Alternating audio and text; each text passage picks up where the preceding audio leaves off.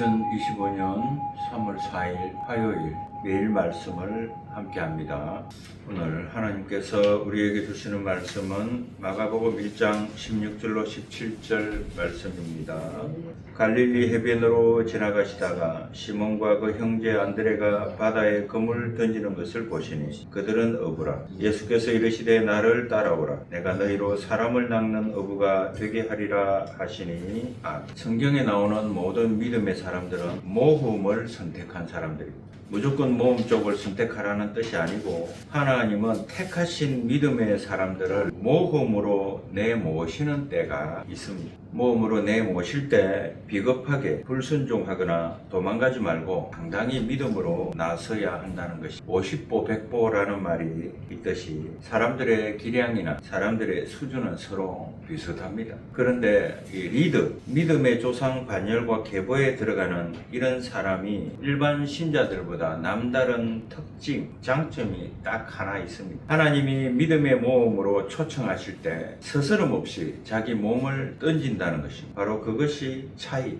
아브라함, 다니엘, 예수님의 모친 마리아, 다니엘의 세 친구, 바울, 기드온 이런 사람들 전부 다 그랬습니다. 오늘 내 삶에는 믿음의 모험에서 오는 무용담 또는 간정이 있습니까? 여러분에게 있습니까? 만약 그게 없으면 천국에 가서도 별로 할 말도 없을 것이고 환영도 받지 못할 것이라 생각이 듭니다. 주님은 모험으로 우리를 부르십니다. 영화에도 보면 어드벤처 이런 영화 많이 나오죠. 하나님의 부르심 앞에서 우리 삶은 필연적으로 모험적인 삶을 살게 됩니다. 우리도 그렇죠. 우리도 이 섬에 온 것은 모험입니다. 이 섬에 와서 잘 먹고 잘 살 거라고 생각했습니까? 전혀 그렇게 생각하지 않죠. 모험을 한 겁니다. 모험을 한다는 얘기는 생명을 내건다는 얘기죠. 아멘. 요한복음 10장에서 예수님을 선한 목자라고 비유하죠. 그분은 우리를 잘 돌보시는 참 목자이십니다. 그런데 이 선한 목자 예수님이 우리를 인도하시는 길은 모험의 길입니다. 마태복음 10장 16절에 보면 보라 내가 너희를 보냄이 양을 이리 가운데로 보냄과 같도다. 그동안 하나님의 말씀대로 순종하면 축복이 보장되고 가장 안락한 삶을 살 것이라고 우리는 배우죠.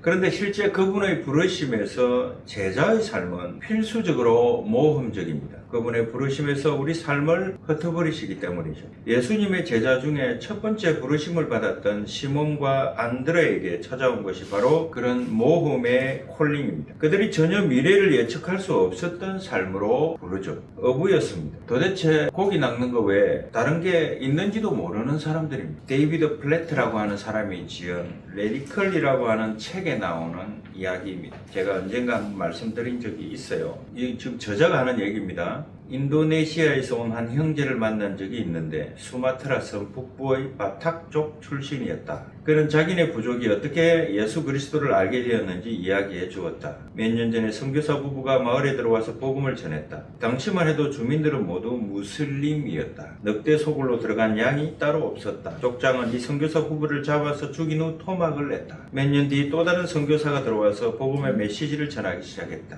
예전에 살해된 선교사 부부가 하던 것과 똑같은 이야기였다. 족장은 그의 이야기를 한번 들어보기로 했다. 들어보니 믿을만하다는 생각이 들었다. 그렇게 해서 삽시간에 온 부족이 예수 그리스도께로 돌아오게 되었다. 그 형제의 말에 따르면 지금은 수마트라 섬 북부에 약 300만 명 이상의 바탁 쪽 그리스도인이 살고 있다고 한다. 그의 이야기를 들으며 책의 저자죠. 나는 이런 생각이 들었다. 우리 부부라면 서슴없이 첫 번째 선교사 내외와 같은 길을 갔을까? 기꺼이 잡혀서 살해되고 토막나서 후속 선교사가 온 이후에 모든 부족이 회심하는 장면을 목격할 수 있도록 틀을 닦을 수 있었을까? 이것이 마태복음 10장이 오늘의 그리스도인 하나하나를 향해 던지는 질문입니다. 여러분은 첫 번째 선교사 부부처럼 가장 먼저 위험 속으로 달려갈 수 있습니까? 나중에 오는 사람들이 그 희생의 열매를 거둘 수 있도록 죽음을 무릅쓸 수 있을까 하는 것입니다. 바로 그런 희생이 아직은 복음의 적대적인 수많은 미전도 종족들이 언젠가 마음을 돌려 예수님 앞에 무릎을 꿇게 하는 전제 조건이라면 과연 나는 어떻게 하겠는가? 모험은 우리가 예측할 수 없는 세계로 뛰어드는 것입니다.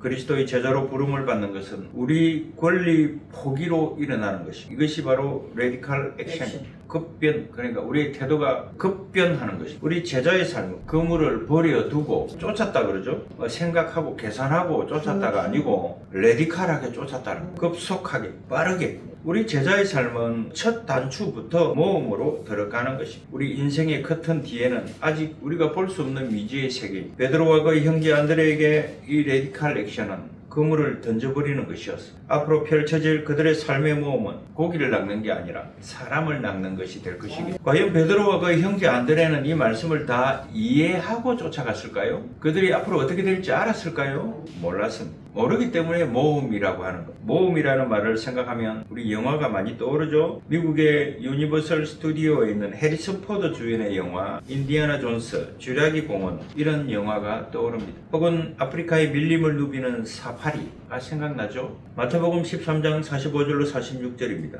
또 천국은 마치 좋은 진주를 구하는 장사와 같으니 극히 값진 진주 하나를 발견하며 가서 자기의 소유를 다 팔아 그 진주를 사느니라. 아멘. 얼마나 큰 모험인지 모릅니다. 자신의 소유를 다 팔아 진주를 삽니다. 결국 그 진주가 가짜라면 그 인생이 파산하지 않겠습니까? 얼마나 가슴이 떨리겠습니까? 자신의 전 인생을 걸어야 하는 것이기 때문이죠. 가슴이 떨리는 일만큼 또 확신이 필요하겠죠. 내가 내 전 인생을 걸어서 설사 실패하더라도 나는 후회하지 않겠다. 이런 확신도 있어야 합니다. 우리 인생이 모험적일 수 있는 것은 극히 값진 진주 하나를 발견했기 때문이죠. 그물을 던지고 새로운 인생을 시작한다는 것이 쉬운 일이겠습니까? 하지만 사람을 낚는 일이 얼마나 가슴 벅차게 하는 일이겠습니까? 순종하며 모험을 시작할 때 하나님은 우리의 인생을 축복으로 바꾸십니다. 성경은 아브라함이 믿음의 조상이 될 수 있었던 이유를 아주 분명하게 보여줍니다. 히브리서 11장 8절 갈 바를 알지 못하고 나아갔다.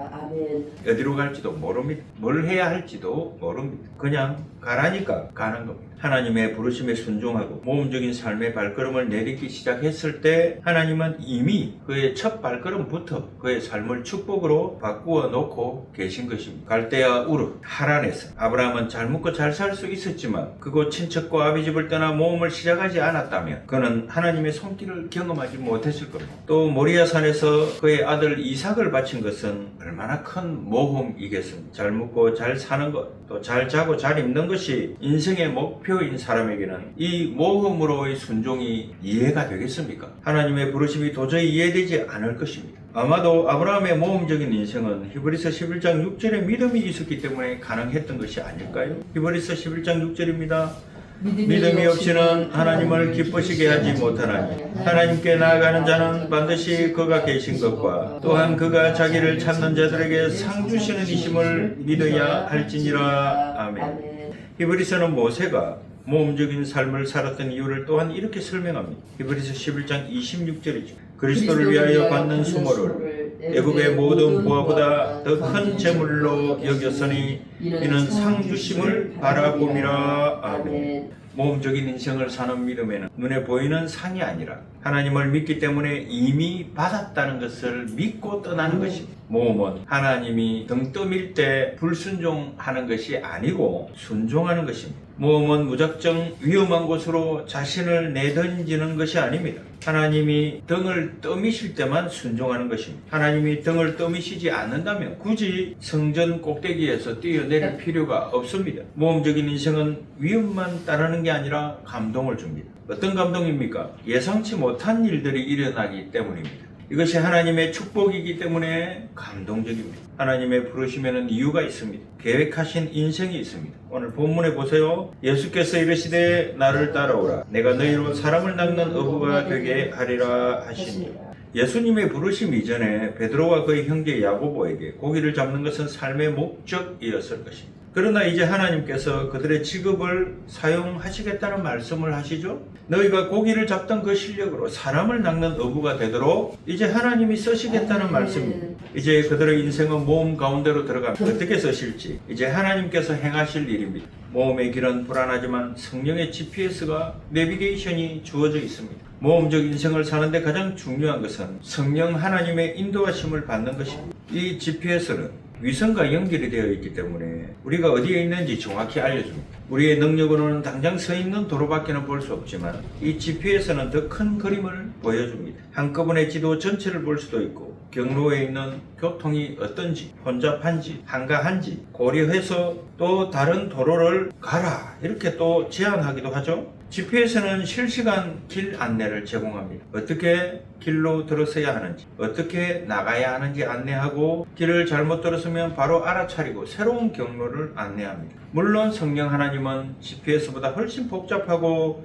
신비로운 분이지만 이 GPS 내비게이션의 비유를 하면 잘 이해가 됩니다. 이것은 예수님의 약속입니다. 요한복음 14장 26절이죠. 보혜사 곧 하나님께서 내 이름으로 보내실 성령 그가 너희에게 모든 것을 가르치고 내가 너희에게 말한 모든 것을 생각나게 하시리라. 아멘. 우리의 삶이 레디컬한 모험을 시작할 때 참으로 신기한 것은 미지의 세계에 대한 두려움보다는 기대감이 앞선다는 것입니다. 우리가 알지 못하는 것 때문에 불안한 마음이 들기보다는 평안함을 경험하게 될 것입니다. 평안함이 없으면 모험을 시도하지 마십시오. 성령님의 인도하시는 결과를 요한복음 14장 27절에서는 이렇게 말씀합니다. 평안을 너희에게 비치노니 곧 나의 평안을 너희에게 주노라. 내가 너희에게 주는 것은 세상이 주는 것과 같지 아니하리라. 너희는 마음에 근심하지도 말고 두려워하지도 말라. 아멘. 인생의 모험을 떠날 때 성령님은 강요하지 않습니다.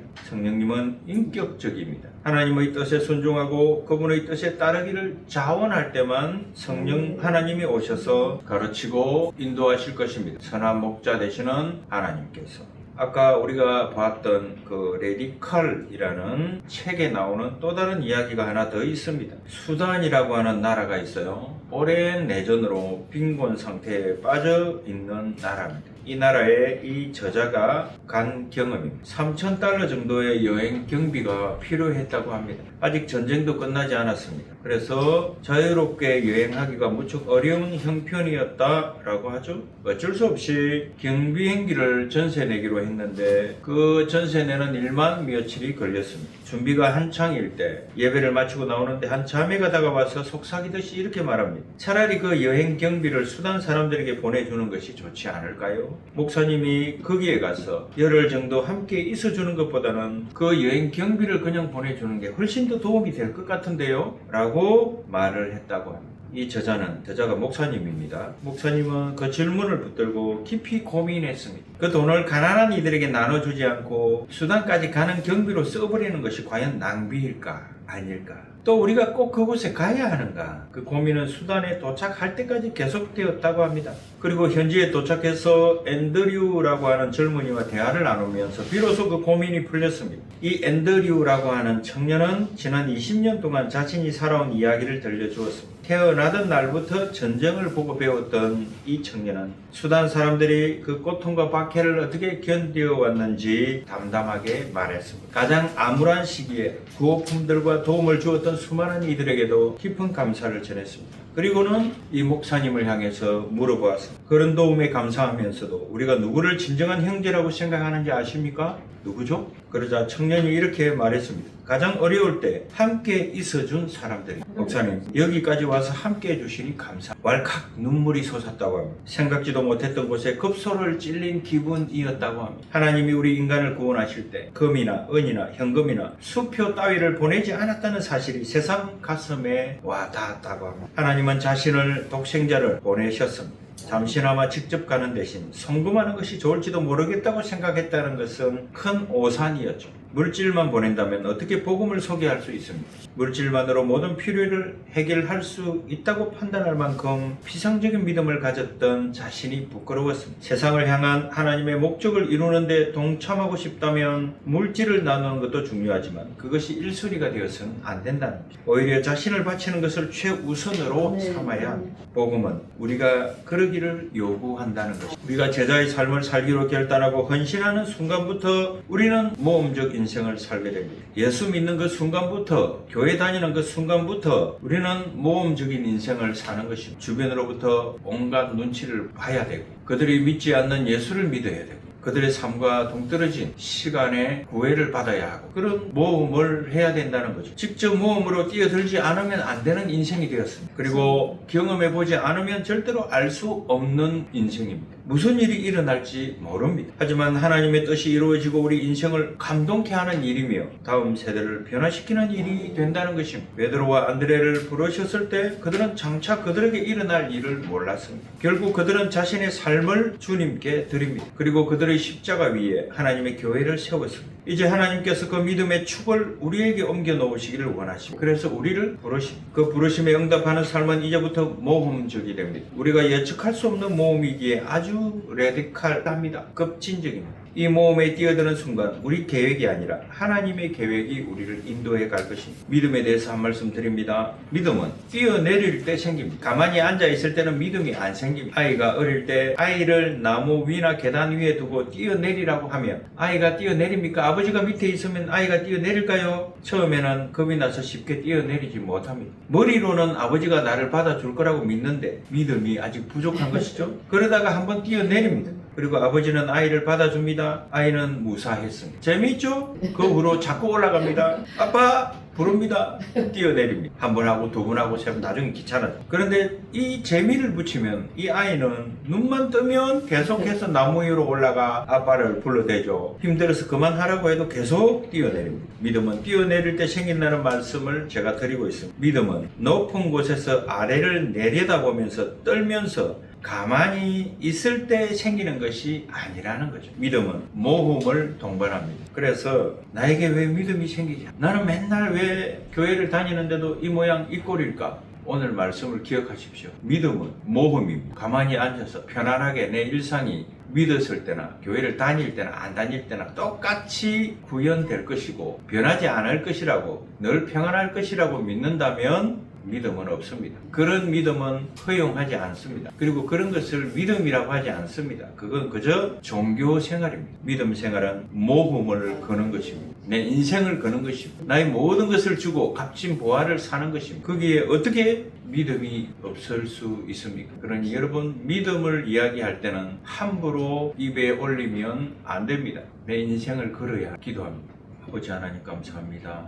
매일매일은 저희들에게 말씀을 주시니 감사합니다. 하나님께서 오늘은 믿음은 바로 모험이라고 말씀하셨습니다. 믿음이 가장 평안한 상태에서 가장 안정적인 상태에서 우리가 다 경험해본 일들이 우리의 믿음이 된다면 그것이 어찌 믿음이겠습니까? 그것은 그저 지식이고 그것은 그저 우리의 상식일 것입니다. 그러나 믿음은 우리 인생의 커튼 뒤에서 무슨 일이 일어날지 모르는 모험으로의 초대입니다. 내가 예수님 얼굴도 한번 본 적도 없고 순전히 저 이방 땅 이스라엘의 이야기인 줄 알았는데 이런 신을 내가 왜 믿어야 하는가? 이것도 믿음입니다. 그러나 성경 말씀을 읽고 그 이야기가 저 이방 땅 이스라엘의 이야기가 아니라 바로 나의 이야기였고 우리 민족의 이야기였구나 하는 것을 알게 될 때 우리는 모험의 길을 서스럼없이 레디컬하게 액션하게 되는 것입니다. 하나님 이 진리의 삶을 절대로 잃어버리지 않도록 도와주소서. 아버지 우리가 인생을 한번 와서 가는데 아무런 의미도 없고 가치도 없는 인생을 살다가 세상을 하직한다면 그 몇십 년, 그 100년이 얼마나 아까운 인생이 되겠습니까? 하나님 우리에게 이 값진 인생을 살 수 있도록 인도해 주심을 감사드립니다. 하루를 살더라도 이 진리의 삶, 인간의 지식을 뛰어넘고 인간의 상식을 뛰어넘는 하나님의 율법 속에서 감사하며 찬양하며 살 수 있도록 인도해 주심을 감사합니다. 저희들에게 이익이 되든 불이익이 되든 손해가 되든 그 모든 것들은 하나님의 복음 앞에서 전부 다 부스러기 같은 고민들이고 염려입니다. 하나님 감사합니다. 복음이라는 이 귀한 진리를 늘 우리 눈 속에 박아두고 우리 가슴 속에 넣어두고 우리 심령 속에 깊이 좌정시켜서 어떤 일이 생기더라도 하나님을 배교하지 않는 그런 귀한 믿음의 자녀들 되게 하옵소서. 예수님의 이름으로 기도합니다. 아멘.